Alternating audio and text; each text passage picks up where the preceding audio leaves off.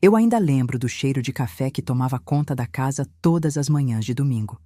Era o único dia da semana em que Ricardo acordava depois das 8 e eu aproveitava para preparar um café da manhã caprichado, com pão francês quentinho e manteiga derretendo. Aquela mesa posta era meu jeito de dizer que, apesar de tudo, ainda existia algo de bom entre nós. Nossa casa era um sobrado alugado, simples, mas era nosso lar. Ricardo trabalhava numa oficina mecânica e eu numa loja de roupas. Nossos horários desencontrados faziam com que nos víssemos pouco, mas eu acreditava que éramos um casal normal. A mãe dele, Dona Marta, morava perto. Uma mulher de 60 e poucos anos, com um olhar que me fazia sentir julgada o tempo todo. Eu tentava agradar, mas ela sempre me olhava como se eu fosse uma intrusa. Ricardo dizia que era só o jeito dela, e eu queria tanto acreditar naquilo. Eu estava passando roupa na sala, assistindo a um filme qualquer na TV. De repente, a porta se abriu. Fui demitido, ele disse, e o corpo dele simplesmente desabou no sofá. Por um segundo, o ferro de passar quase caiu da minha mão. Fiquei ali, parada, sem reação, tentando entender o que ele tinha acabado de dizer.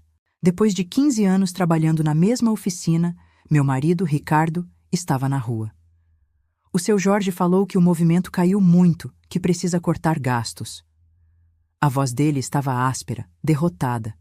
Ele me explicou que recebeu a rescisão, mas que não era muita coisa. Eu desliguei o ferro, sentei do lado dele e segurei sua mão. Estava fria, gelada, contrastando com o calor que fazia lá fora. Calma, amor, a gente vai dar um jeito, eu disse, tentando parecer mais forte do que eu realmente me sentia. Você é um ótimo mecânico. Vai arrumar outro emprego rapidinho. Mas a gente sabia que não ia ser tão simples. O Ricardo tinha 43 anos e a única experiência dele era com mecânica. E todas as oficinas da cidade estavam na mesma situação. Naquela noite, a gente ficou na mesa da cozinha, fazendo conta atrás de conta. A rescisão dava para pagar as contas por uns 2, no máximo 3 meses, se a gente economizasse muito. Meu salário de vendedora não cobria nem o aluguel. O tempo foi passando e nada. Ricardo saía todo dia com o currículo debaixo do braço e voltava cada vez mais desanimado. Dezembro chegou e a gente estava completamente no vermelho. Foi aí que a minha sogra, a Dona Marta, apareceu em casa sem avisar. Ela entrou, foi direto para a cozinha, abriu a geladeira, olhou os armários.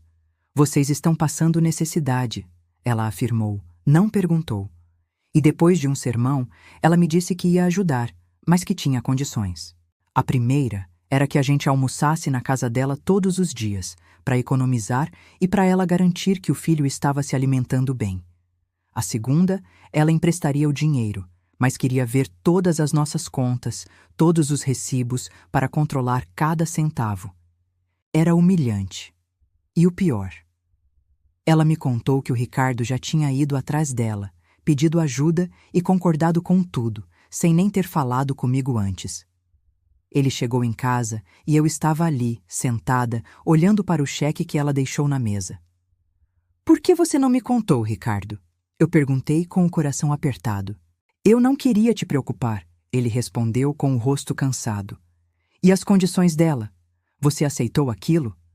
"É temporário, Carla. Assim que eu arrumar um emprego, a gente devolve o dinheiro e tudo volta ao normal." Mal sabia eu que aquele temporário ia se tornar um pesadelo.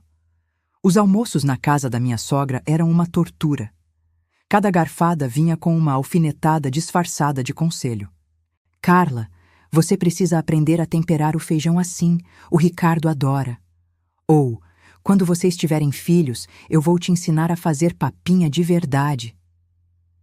Ela sabia que estávamos tentando engravidar há anos, e aquilo era como colocar sal na ferida. Ricardo só comia em silêncio, de cabeça baixa. A ajuda da minha sogra veio com um preço muito alto: a nossa paz e a nossa privacidade. E aí? O que você faria numa situação dessas?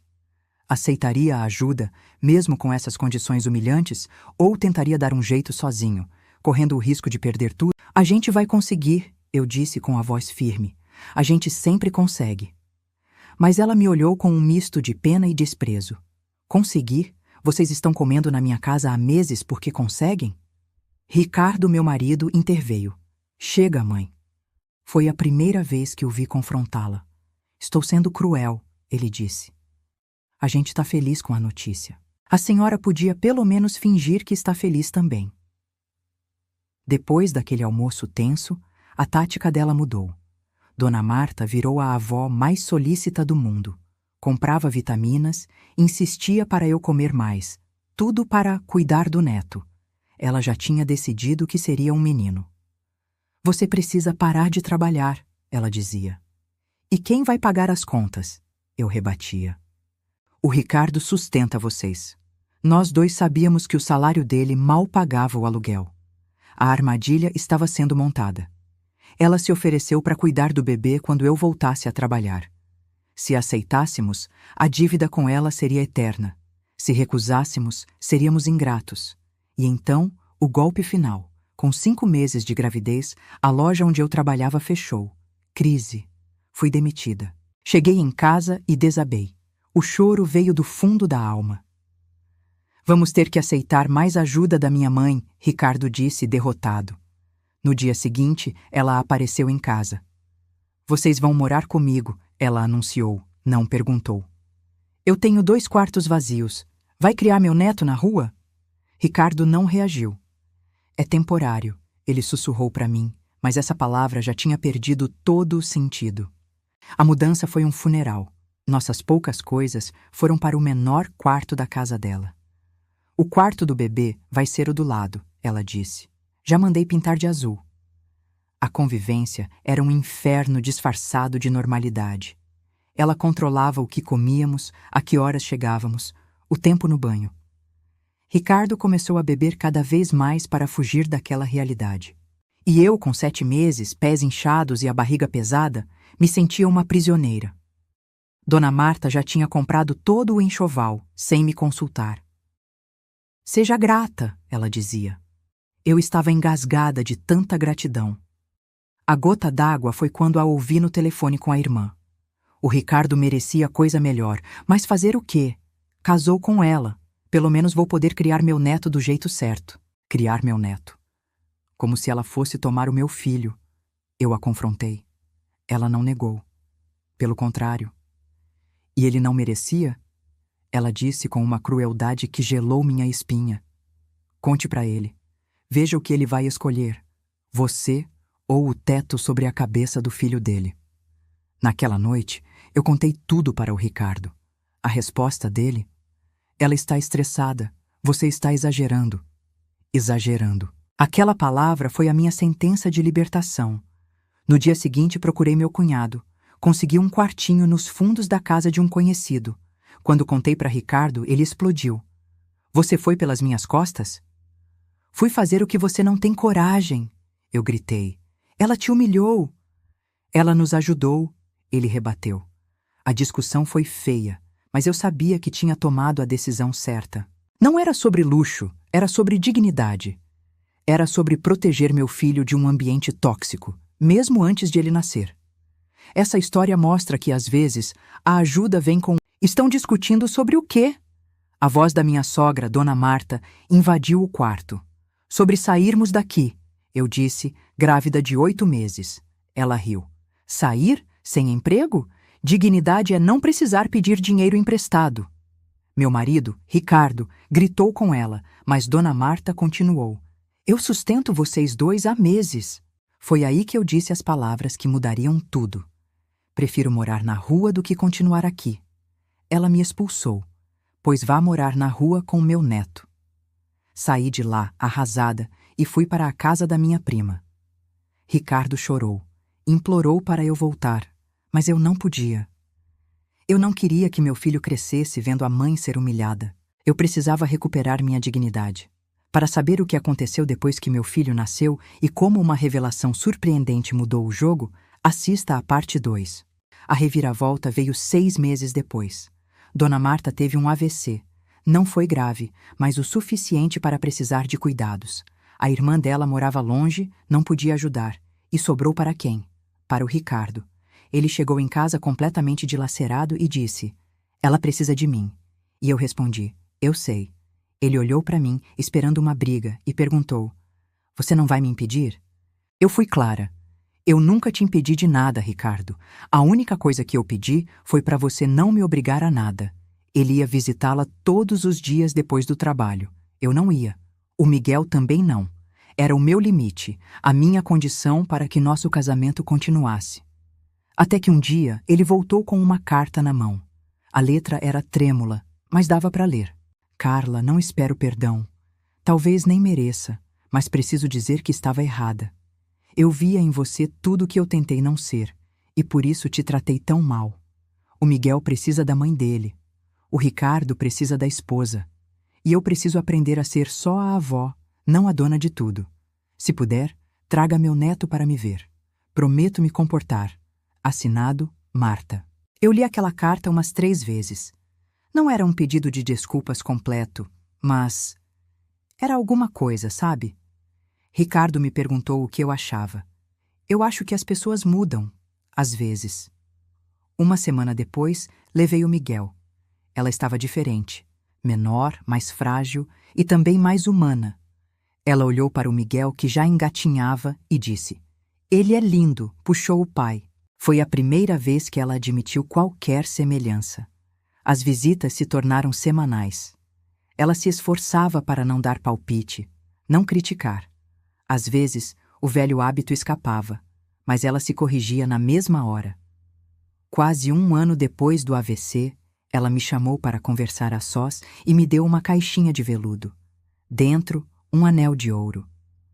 Era da minha mãe.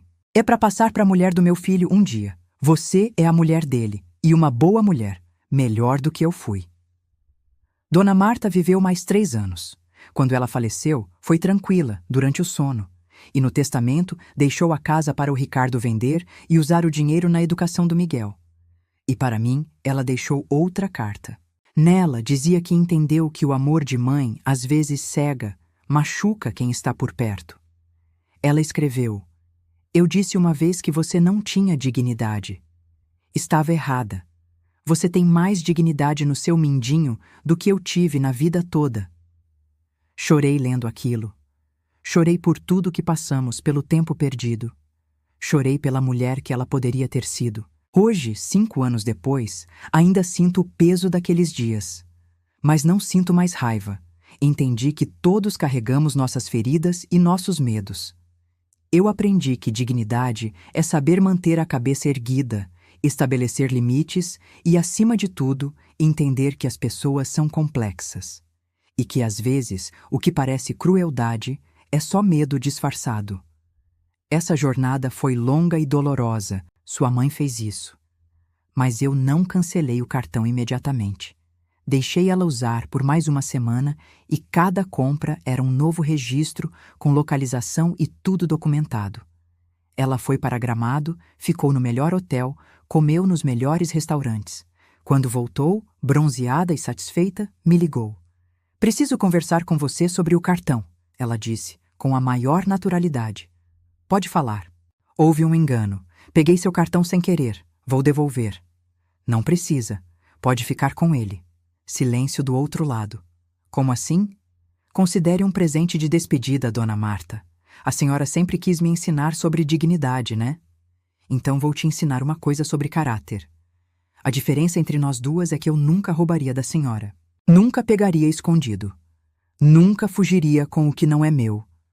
Ela gaguejou, disse que ia pagar. Não vai não.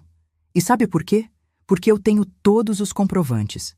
As câmeras dos hotéis, das lojas, e se a senhora tentar qualquer coisa contra mim, eu mostro para todo mundo quem a senhora realmente é. Isso é chantagem. Não, é justiça. A senhora me humilhou por meses, dizendo que eu não tinha dignidade por precisar de ajuda, enquanto tinha dinheiro guardado e ainda roubava de mim. Quem não tem dignidade aqui? Ela desligou. Cancelei o cartão e fiz um boletim de ocorrência, só para ter tudo registrado.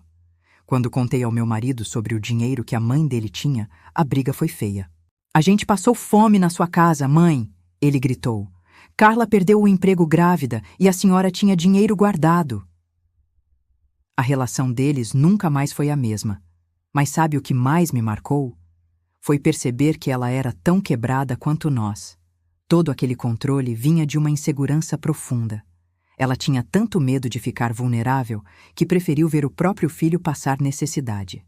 No fim, minha carta na manga não eram os vídeos ou o boletim de ocorrência. Era saber que eu tinha sobrevivido. Mesmo no pior momento, grávida, sem emprego, sendo humilhada, eu não perdi quem eu era. Dona Marta podia tirar muita coisa de mim, mas não tirou minha essência. E quando ela viu que eu não tinha quebrado, que eu saí mais forte, foi quando ela começou a mudar. Ela percebeu que força de verdade não era o que ela fazia. Força de verdade é saber pedir ajuda sem perder a dignidade, é perdoar sem esquecer e proteger sua família acima de tudo. Hoje, quando vejo no meu filho traços dela, não sinto mais raiva. Sinto pena da mulher que passou a vida com medo de ser vulnerável. E sinto orgulho de mim por não ter deixado esse medo contaminar minha família. Minha sogra me humilhou, me roubou, mas o que ela não sabia era que eu já tinha a maior carta na manga, a capacidade de sobreviver a ela e seguir em frente. Talvez essa seja a maior vingança de todas.